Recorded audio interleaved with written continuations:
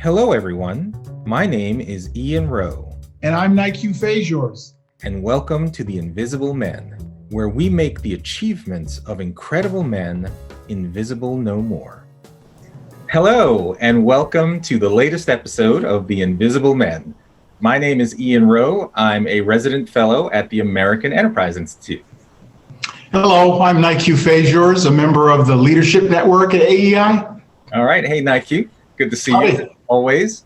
And our viewers know we do the Invisible Men podcast to highlight some pretty incredible guys that you may not normally hear of, but are doing some pretty inspiring work. And today is really exciting because we have another member of the original crew of the Invisible Men. Mr. Jonathan Newton has joined us. Yes. Hey, Jonathan. Hey, how's it going? Good to see you, brother. Absolutely. Yeah. So Nique, you and I were at Harvard Business School, but Jonathan was at Harvard Law School and came across the Charles River to do to work with us, and it was really great to have you. So Jonathan is the pastor at Jordan River Ministry and is an attorney with the federal government. You've done some inspiring things. So Jonathan, welcome. And we just love to start by giving you a chance to just tell us a little bit about your backstory before you became the Jonathan Newton of today and any kind of defining moments. Gotcha.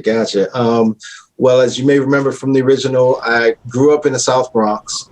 Got a chance to go to some pretty amazing schools, notwithstanding that.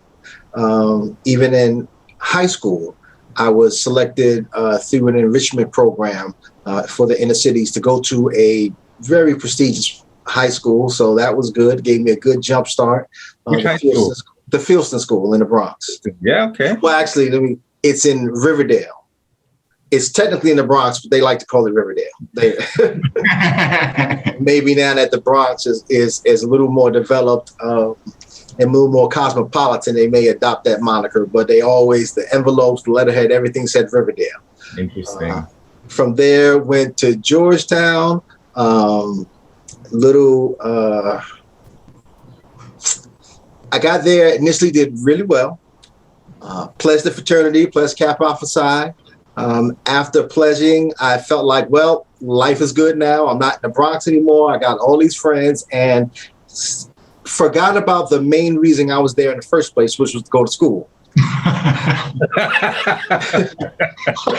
Okay. That led to a little academic sabbatical. And as I often say, it wasn't totally voluntary. Okay. During that time, went in the Army Reserve, came back to school, went to the University of Maryland, finished up at Maryland, went to Harvard Law School. After that, practice. I was a prosecutor. I was a law clerk for an administrative law judge, then a prosecutor. Then went to the Environmental Protection Agency, which is where I've been for, 20-something years now. Pretty much almost all of my legal career. Most of my legal career has been at the EPA. Wow.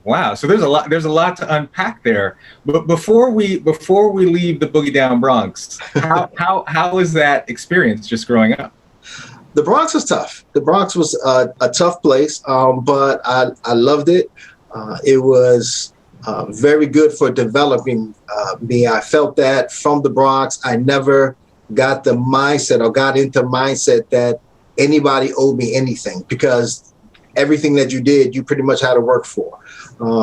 And so that has helped carry me a long way. The one thing that it did not do was tell me exactly where I wanted to go. I knew where I wanted to get away from, but not where I wanted to go. So the Bronx, it just sort of honed in the skills, the determination. From it, I think I gained the determination that if I put my mind to it, I'm going to overcome it. I'm going to get by it. And also pretty much because many of the choices literally were life and death. It's like, if it's not going to kill me, I can live through this. I can make it through this. So that has carried me a long way. Got it. And how was your family supporting you during that time? Family is great. As well as they could be. They didn't quite understand it. I was the first person in my immediate family to graduate from college. I had an uncle who had gone to college a few years ahead of me, but did not finish. So by the time I was working through graduate school, later working through seminary. They were supportive in that, hey, he's at it again.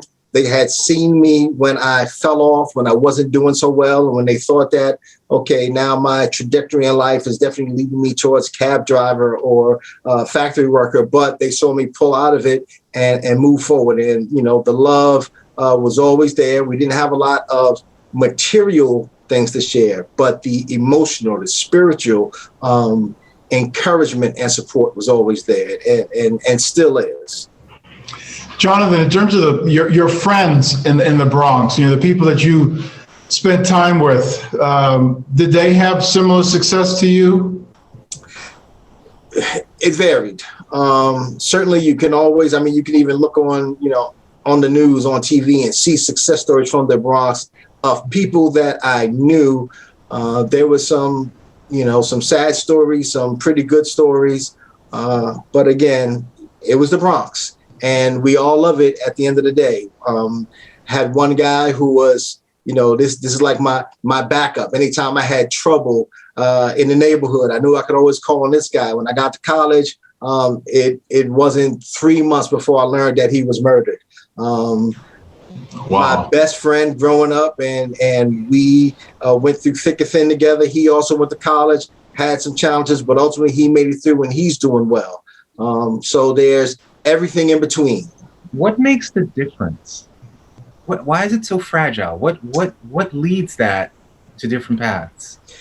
You always think of, if you remember the movie Boys in the Hood, there was a scene there where after an incident that they have with some guys who want to take the boys' football, some of them decide, well, I'm going to go to the store, and another one decides, well, I got to go meet my father. And that innocent decision made a difference. The ones who went to the store ended up shoplifting, getting arrested. The one who went to see his father ended up just getting a different experience, getting some advice, and it kept him from entering that early juvenile delinquency. And I think it could be just simple choices, things that I didn't realize I was deciding at the time that really ended up making a difference in the long run. Yeah, that's incredible. You know, and just reflecting back 30 years ago when we were lucky enough to have you on in the program, you know, I was so excited about you because I just felt like, not that I grew up with a silver spoon, but I just felt, as I said before we started this conversation, there was a word that wasn't used back then, but the authentic nature of your experience, I just felt like it was so meaningful. And, you know, what you just said was really very powerful. I have to say one thing for our audience. So Harvard Law School, Harvard Business School, this is something I never forgot. And it was from a friend of mine that did both degrees. And he said, if you want to have a godparent, for your child, you get a Harvard Business School person. But if you want to talk to the more intelligent person, you go to Harvard Law School. I don't know. And I pretty much carried that my whole life. You know, it's sort of the business school person, sort of a good talker, polite, high EQ, but the law school person, high IQ. Anyway, I wanted to put that out there for our readers in terms of the two schools. But so one thing you said I didn't know about, so this Army Reserve, I'd love to just hear how you made that decision, what impact it maybe had to get you back on track. What was that? Some of it was just going back to a decision that I made when I was coming out of high school. When I was coming out of high school, something in me said I wasn't quite ready. And I actually had enlisted in the Air Force Reserve. Wow. With the understanding that I would, you know, go away, do training, and then I would come back to school in January. Georgetown later contacted me and said, oh, whoever told you that made a mistake, that you can't sit out a semester as a freshman. I said, what you would have to do if you want to do that, and that's fine, we encourage it, but you would have to defer to another year. And in my heart of hearts, I felt that if I have to be in the Bronx from January through August until the next school year started, that I wasn't going to make it, that something was going to happen. Wow. So I put off the reserve. I went to school. After I got to the point of academic malfeasance, I basically then said, well, let me go now into the Army Reserve. it did help to focus me. It also gave me something else. It gave me another vision of things that I wanted to keep away from. I love the Army, but after you've been in college for some time, enjoying the college life, the parties and all those things, I literally remember waking up at times and I think like, okay, my friends back at school aren't even asleep yet. They're still partying. And so I think I need to get away from this and get back to college. Oh, that's hilarious. We have to ask you, just because I've run schools in the South Bronx. Where were you? What do you mean in terms of were you near 151st in Grand Concourse? I was on 169th and 3rd, so not too far from it. Not too far. Well, right now there is an 85,000 square foot building, beautiful school. Wow. All boys elementary and middle school right there in the heart of the South Bronx. That is awesome. Yes. That is awesome. Yes. So, wow, I just want to make sure kids like you have better choices, my friend. Better choices. So wait, so let's talk about that academic sabbatical moment. When you first found out, because I could imagine here at Georgetown and then suddenly this happened. How do you recover from that? Like what, because that's a deep blow. That was indeed a deep blow. When I got to school, and again, I was a good student. Matter of fact, when I first got to Georgetown, my GPA, and I felt like without even working that hard, was a 3.7. It was pledging that really brought my GPA, my grades, and my focus down and away. And so coming back out of that, I mean, it really did. It was a process. I literally had to go to community college to redo some classes because I couldn't afford to pay for all those classes now because I lost scholarships. I couldn't afford to pay for all those things out of pocket. So I went to community college, redid a lot of classes, then reapplied to school. I was going to go back to, I literally was back at Georgetown. I was standing in the registration line, and considering what it was going to mean to me financially, because again, no more scholarships. And then at the other hand, I had almost like in my back pocket, figuratively, an acceptance letter to the University of Maryland. At that time, I had developed residency. So I'm thinking like I've got in-state tuition at Maryland or I got Georgetown. In Georgetown, I mean, some of my best friends, my friends for life were from Georgetown, but just financially, I didn't think I could do it. So University of Maryland became a choice. Wow. Okay. By the way, I mean, when I was at Cornell, similarly, I didn't rush to fraternity, but many of my Black male classmates, especially in engineering, they rushed, and the vast majority of them never graduated. It's a tough decision, right? Because you're in this campus, you're one of very few kids, and so you feel you need to create this kinship, and yet that desire for kinship is hard to manage while also managing everything else you're trying to do at school. And it shouldn't be that way. Obviously, there are some flaws within our process that we've tried to fix. I know I've tried to put that perspective on it, not to take so much attention away from academics. In theory, we had time every day to study. We had time set aside where obviously we can go to class. But in practice, particularly at that time in the 80s, we were just too tired. That whenever I stopped moving, I would literally just fall asleep. I would fall asleep in classes. I would fall asleep in the library. I mean, whenever we weren't just moving, I fell asleep. Wow. So faith is obviously a huge part of your day-to-day today. Yes. When did that happen? Has it always been there? Not always, particularly not always for myself. Some of my early memories, probably like many when I was younger, particularly when I went down south, you had to go to church with my family there. But my memories of that church were of me and my cousins, crawling on the floor, sneaking out the back door and going back to just play and not really paying attention to the church service at all.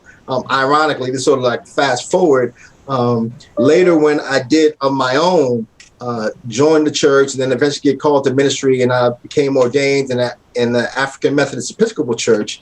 And I'm thinking like there are some people in the church that have been AMEs for life, born and raised AME, and I just felt like I was AME by choice. You know, I learned the history of the church, I learned what it's about, and became an AME minister. And then when I went back to my family down south and was talking about it, and they said, no, the church that you snuck out of was an AME church. Everybody in our family was AME.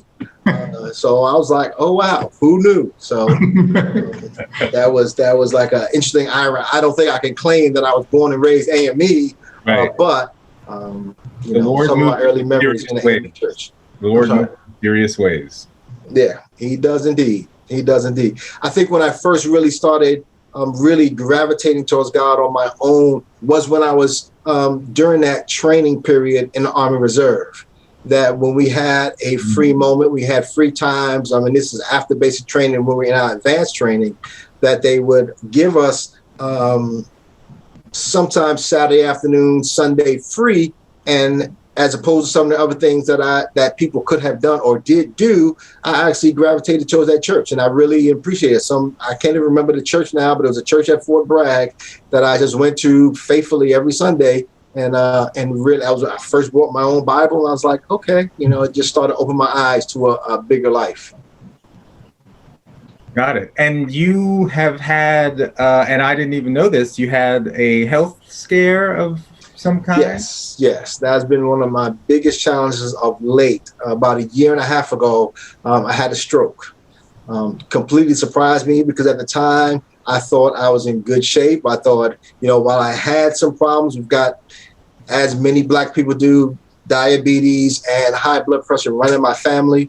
I had got my blood sugar under control, my blood pressure under control. I was working out every day, eating better, and literally out of nowhere, in my opinion, I had a stroke. And the other thing that I try to warn people or just sort of illuminate to people, you hear these sort of standard signs to look for, indicators to look for when someone is having a stroke, that they may be slurring, that their face is drooping. I didn't have any of those conventional signs, but I knew that something was wrong. And fortunately, called my wife. She was able to get home quickly. She looked at me and she sensed, because now when she came in, she saw my arm hanging and it seemed unusual to her. And so she actually did think stroke. And then I learned something else about strokes. You can have what's called TIAs. They're like mini strokes. Yep. When the paramedics came, they evaluated, examined me. Everything was fine. And they started explaining to me about TIAs. And I said, okay, I got it. They said it may come back. It may not come back. But otherwise, they were like, they sort of cleared me and they were about ready to go. They said, if you really want to go in the hospital, we can take you in to get checked out. And, my wife and I decided that I should go in and get checked out. Sure. They were taking us to the hospital, not even as a stroke patient, just basically transporting us to the hospital. Mm-hmm. On the way, it started happening again. Oof. And so while I was in the ambulance, they literally, called it back in. They upgraded the response to a stroke victim. And when I came in, the saga proceeded. I ended up in the hospital for 6 weeks.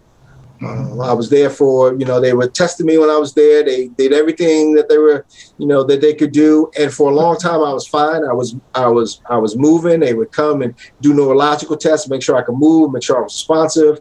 It was fine. They were doing it every 15 minutes. It was exhausting. But at one point, they did it while I was asleep. They woke me up. I remember it was right around midnight. And they said, raise your hands, do this, which I couldn't do at the time. I said, I can't move it. And I couldn't move any part of the right side of my body.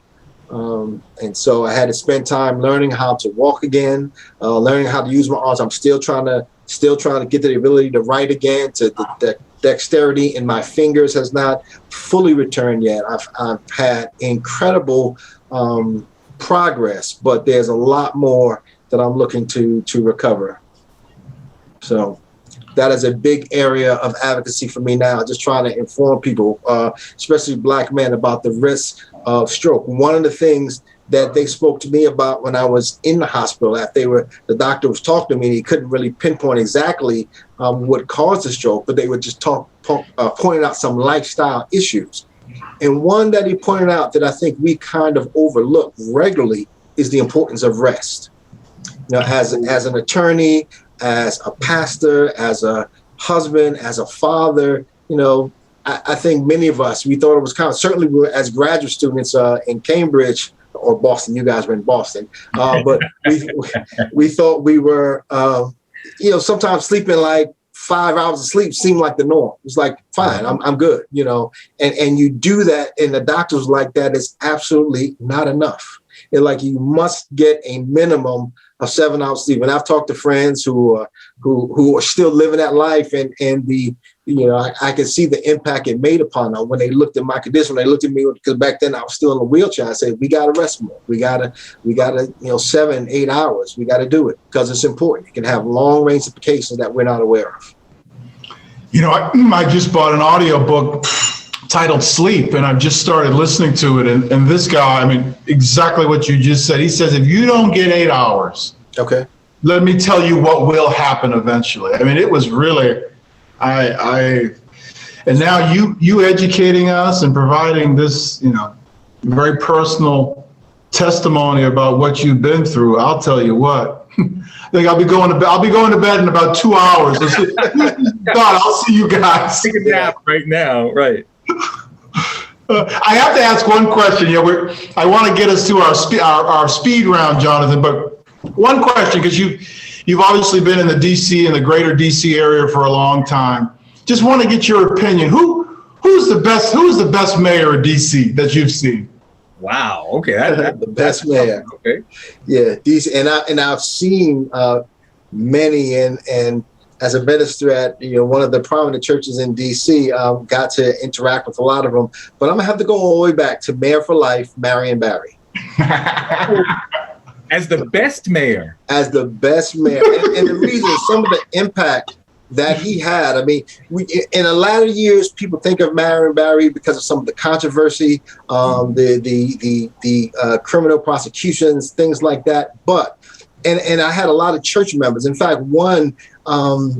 When I went to the family after someone had passed, I just went to comfort the family, and they got to talking. And somehow they got to talking about Marion Barry. And they said that this house, this everything we have, we would not have had it but for Marion Barry.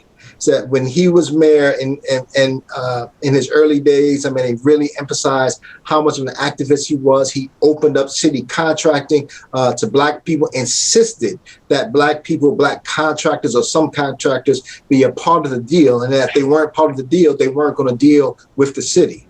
And that type of thing. There are a lot of people who will claim that he really opened the doors or expanded the ranks, rather, of the Black middle class in the DC area because of how many people were able to get either in government or involved in government contracting through his advocacy.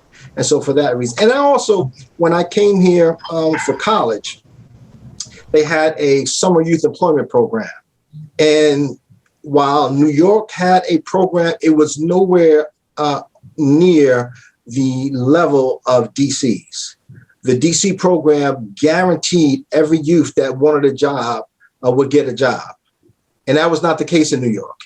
It was kind of hit or miss whether you were selected, and if you were selected, where you would be. And Marion Barry pretty much guaranteed every youth in DC that wanted a summer job, he would get them a summer job. And I thought that was a tremendous promise, and one that he fulfilled, one that he followed through on.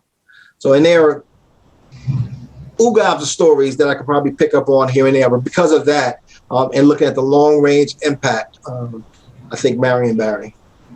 I tell you, Ian, I'd love for you to get one of your analysts. I would love to look at like crime statistics and two-parent homes and drug use, under Mayor Barry versus some other periods. Who income for the DC area. Who knows? The statistics might be really interesting. Yeah, that was not the answer I expected. Well, there are many people in this area who still call him Mayor for Life. Mayor for Life. I've known people who worked for him, who worked with him, and so they can attest, and they will give a strong testimony, a strong witness to the effectiveness of Marion Barry. Okay, all right. Thank you for that. So let's move to our speed round. We basically offer you up two individuals or two philosophies, ask you to pick one and tell us why. We're going to start with free speech or free enterprise. Free speech or free enterprise? I think I'm going to have to pick the lawyer answer and say it depends. And the reason that I say depend, and in many ways, I don't see free speech and free enterprise as having to be in conflict. I mean, certainly teaching business, I teach business law at Howard University, and one of the things I try to encourage the business students is to incorporate and embrace ethical values in their business practices, free speech obviously being included among those. And I think that we have better businesses, better economy if we incorporate better ethical practices, better ethical principles. And to do that, people got to be able to speak their mind. Some companies, some places, people are very stifled and can't let their employers or even their coworkers know what they feel is wrong or why they don't feel comfortable in the workplace. And so when you allow people to freely speak without fear of repercussion, I think that then the free enterprise blossoms in the long run. Very good. Now this one you got to give us. We don't want the lawyerly answer. We want the South Bronx answer. Malcolm or Martin? Depends. I can't. I can't. And again, that is something that is sort of foundational to some of my ministry. That I believe that too often we polarize ourselves. That we have to embrace difference. And through so much polarization and through this so much of the mindset that has to be one or the other, that leads to xenophobia and all the things that come from it. We got to recognize difference and the benefits of difference and how it all enriches our lives. Some days I wake up and say Malcolm. Some days I wake up and say Martin. So. All right, we got one more. Now I think I know what the answer is going to be, but JayZ or Kanye? Oh. That one I won't give you the same answer. I have to say Biggie, without a doubt. Notorious Big. So not even the two. I mean, just Biggie, his from New York. I mean, it just resonated with me in so many ways. And he inspired both of them. He inspired both of them. He did inspire both of them. And if I really had to choose between the two, I would pick JayZ. I think that he was more of you could see more of Biggie's influence upon him. But Biggie's music really spoke to me. And so, yeah. Wow. What did that music say to you when you were in the Bronx? It had that, well, his music actually came out by then I was like in law school, in fact. Okay. But his music really talked about that determination that I've been dealt a bad hand, but I'm going to rise above it anyway. Got it. You see, that answer tells me, that it reminds me of sort of what my childhood was like. It's like I never connected with Biggie. I never. The only song I liked that he did was the one he did with 112. I just was. Only you. So it's just fascinating. Your background really does shape so much. I love that answer. Thank you. Mm-hmm. Hey, Jonathan, you mentioned that you were teaching at Howard Business School, School, right? Not HBCU law. What do you think is the role of historically Black colleges right now? Business law. Teaching business law there. Business law, yeah. In this current moment that we're facing as a country, I think they're important. I think that they need to focus in on not getting away from some of their original purpose, because that purpose is still valid. There are still people who do not have the opportunities that others may have, and the schools present them that opportunity. They also create a sense of community that you often don't get in traditional white institutions. Being at Howard, and one of the things I often make note of to my classes is that one thing about Howard that you will always have is your Howard network. Wherever you go, there's going to be people from Howard there, and they will always at least embrace you and welcome you, even if you don't like it, but they're going to recognize that we went to Howard, and that they have that in common, and that makes a difference. I've known people who have moved to areas and they had no idea how they're going to make do in that area. I said, you know what, in that I actually know a guy who's the president of the Howard alumni in that area. and from that had just opened up a whole realm of opportunities, a whole wealth of opportunities through that connection. I think that connection is very important. Got it. One of our prior guests, Vernon Lee, was a Howard grad, Okay. and spoke very fondly of the school. And actually, one of our friends from business school, Leon Henderson, was also a Howard grad and has done exceptionally well in the financial services space. Mm-hmm. I remember Leon well. Yeah. Yeah. Well, Jonathan, you have been a great guest, but we can't have you leave. It depends. Until what's that? That was another question. I'll just say it in advance. It depends. Well, Jonathan, you more than anyone remember why we started this whole series of Invisible Men, because you were there at the outset, and we had created this character, Darryl, in the aftermath of the whole Rodney King trial, and we just thought, God, if there's a 16-year-old black kid, who is he seeing that's trying to sift through the dominant image of black men? And here we were at Harvard Law School, Harvard Business School, the other Harvard graduate schools. I mean, Nique, you had this incredible idea. Yeah, it's great. Showcase Invisible Men, and then to talk to Darryl.